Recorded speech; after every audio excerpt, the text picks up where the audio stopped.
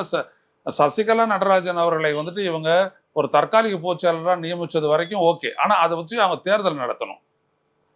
தேர்தலை நடத்தி யாரு மெய்யான பொதுச் செயலாளரோ அதை தேர்ந்தெடுத்திருக்கணும். இவங்களை வச்சு தேர்ந்தெடுத்திருக்கணும்.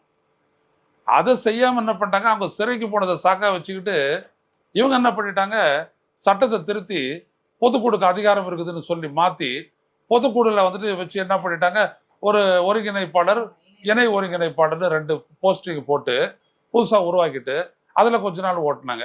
அதுக்கப்புறம் அப்புறம் என்ன பண்ணாங்க, அதுல இருந்து முதல்ல சசிகலாவை தூக்குனாங்க, அப்புறம் ஓபிஎஸ் தூக்கிட்டாங்க இபிஎஸ் வச்சு. அப்புறம் இபிஎஸ் என்ன பண்ணாரு, தானே முடிச்சு விட்டுக்கிட்டு பொதுச் செயலாளர்னு ஆயிட்டாரு. அதுக்கப்புறம் பொதுச் செயலாளர் தேர்வை அவர் எப்படி நடத்துறாருன்னா, அதுக்கு வந்துட்டு வழிமொழியறது 10 மாவட்ட செயலாளர் இருக்கணும், முன்மொழியறது 10 மாவட்ட செயலாளர் இருக்கணும்னு சொல்லிட்டு எல்லா விதமான குளறுபடியும் பொதுக்குழு செயற்குழுனுடைய பலத்தை வச்சு அவர் பண்ணிட்டாரு. ஆனா இங்க ஃபண்டமெண்டல் கொஸ்டின் என்ன அப்படின்னோம்னா,